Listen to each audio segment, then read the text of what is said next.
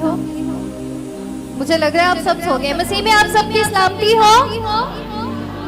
कितने कलमे हो चुके हैं? कोई बता सकता है मुझे? मुझे लग रहा है आप जाग रहे हैं, जबकि आज मैं 5वां कलमा बयान करने को हूँ, जो कि कलमा दुख है, जिसमें यीशु मसीह अपने दुख का इजहार करते हैं। वो अपनी जात के लिए बयान कर रहे हैं। आए मेरे साथ निकालें बाइबल मुकद्दस में, बुजुर्ग मुकद्दस यूहन्ना की अंजील, यीशु मसीह की अंजील 19 बाब उसकी 28 आयत में कुछ यूं लिखा है, उसके बाद जब यीशु ने जान लिया कि अब सब बातें तमाम हुई ताकि नविश्ता पूरा हो, तो कहा मैं प्यासा हूं। मेरे अजीजों, जबकि मैंने आपको पहले ही कह दिया था कि यीशु मसीह ने ये अपनी जात के लिए कहा कि मैं प्यासा हूँ, जब उन्होंने जान लिया कि नविश्ता पूरा हो। नविश्ते का मतलब है पहले की पेशन गोई, जो यीशु मसीह के आने से पहले पेशन गोई की गई थी। यीशु ने जान लिया कि सब पूरी हो चुकी है, तो फिर उन्होंने अपनी जात के लिए कहा कि मैं प्यासा हूँ। कुछ लोग कहते हैं कि यीशु मसीह ने रूह की प्यास के लिए कहा। बहुत सी बातें होती हैं, लेकिन अगर हम बाइबल मुकद्दस के अकॉर्डिंगली देखें तो यहाँ पर लिखा है कि यीशु अल मसीह ने इंसानी जात के लिए कहा जो अपनी जात के लिए कहा।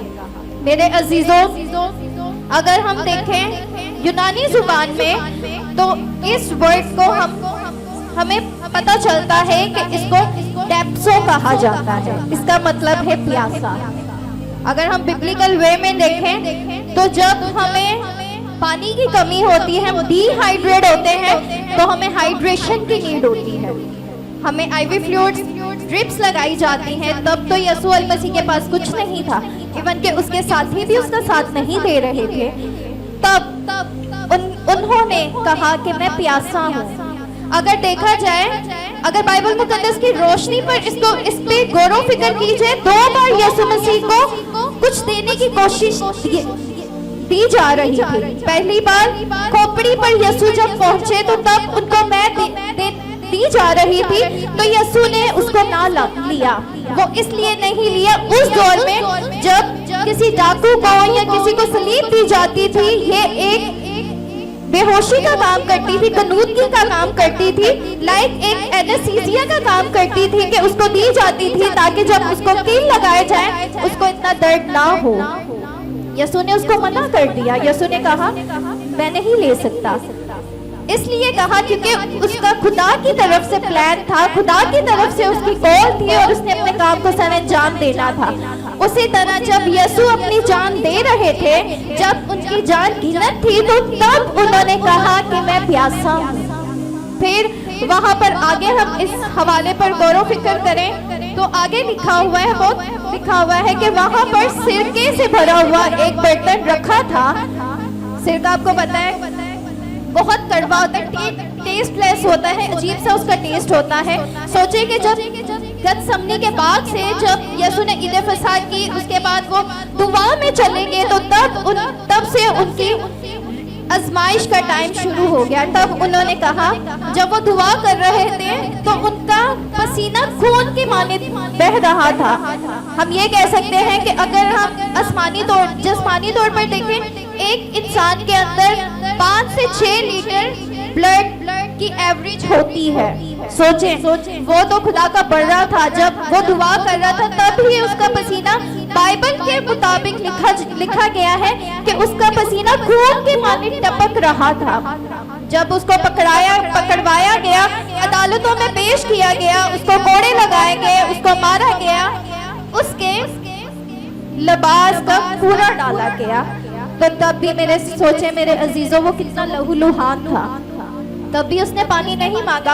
आज के दौर पर अगर हम मांगते, अगर हम उस जगह पे होते तो हमें नीड होती, हमें ये होता कि मैं प्यासा हूँ, मैं प्यासी हूँ। पर वो तो खुदा का बड़ा था, उसके साथ खुदा का प्लान था, तो उसने नहीं मांगा। जब उसका वक्त आया, जब उसने देखा कि सारे नविश्ते जो उन्होंने पहले 3 कलमे में जो बनी नो इंसान के लिए बोले थे वो पूरे हो चुके, बहुत सी बातें पहले 4 कलमों में बयान कर चुके हैं, मैं उनको दोबारा रिपीट नहीं करूंगी क्योंकि मुझे टाइम को मद्देनजर रखते हुए इस मैसेज को आप तक कन्वे करना है कि यीशु मसीह ने ये बात क्यों की गई कि मैं प्यासा हूँ। इसलिए कहा क्योंकि ये एक यीशु मसीह की जब ये आजमाइश का वक्त जारी हो चुका, उन्होंने बहुत से वक्त को कंट्रोल किया हुआ था, बहुत सी चीजें उनके हैंड ओवर थी, उनके पास बहुत सी जिम्मेदारियां थी। जैसे पहले कलमे में उन्होंने माफी के दर्ज को जारी कर दिया, दूसरे में उसने अपनी जिम्मेदारी को जारी करते हुए निजात के दरवाजे खोल दिए।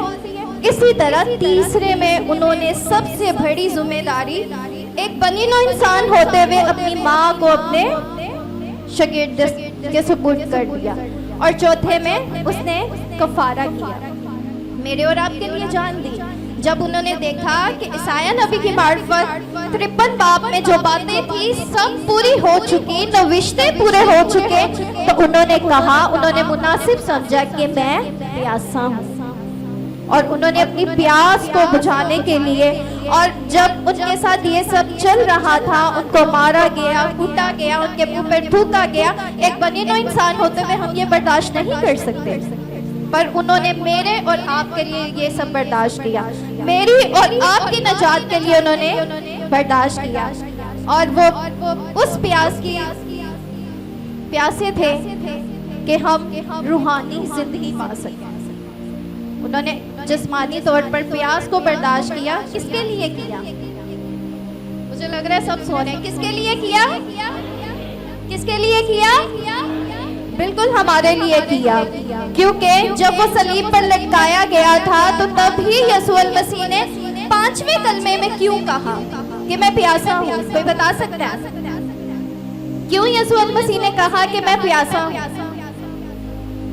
मुझे आपका कोऑर्डिनेशन चाहिए ताकि हम खुदा के कलाम को सीख सकें। क्यों? एक सिस्टर किरण बोल रही है ताकि नविश्ता पूरा हो सके। ऑलरेडी मैं पहले बोल चुकी थी कि इसलिए कि ताकि नविश्ते पूरे हो सके। मेरे अजीजों, आज हमें भी जरूरत है कि हमें यीशु की कुर्बानी की कदर जानते हुए, जरूरी नहीं है रोजों के एयाम में या गुड फ्राइडे के दिन ही उसकी कदर को जाने, बल्कि हम आने वाले वक्तों में जितनी भी हम रूहे जमीन पर जिंदा हैं तो हम खुदा की सलीब को याद रखें। आने वाले वक्तों में कहें कि खुदावन मैं तेरा प्यासा हूँ।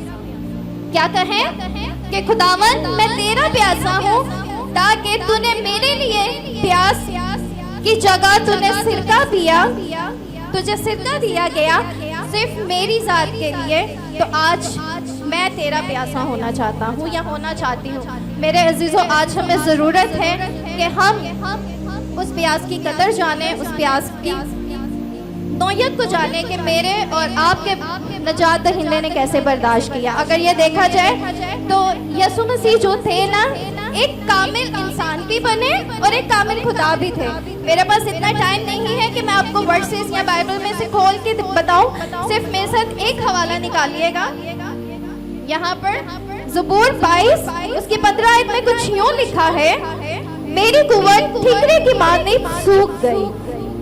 जब यीशु ने अपने नविश्ते, अपनी जिम्मेदारियों को पूरा किया, जब उनको प्यास लगी, तो यहाँ पर लिखा है कि मेरी कुव्वत, उनकी भी कुव्वत ठीकरे की मान ली, या उनको भी फील हुआ होगा मेरी जो है ना खुश्क हो चुकी है जुबान। ये भी हम सोच सकते हैं, हम ये देख सकते हैं कि हम कैसे हम उसकी नौयत को जान सकते हैं। मेरे अजीजों, आगे लिखा है, मेरी जुबान मेरे तालू से चिपक गई।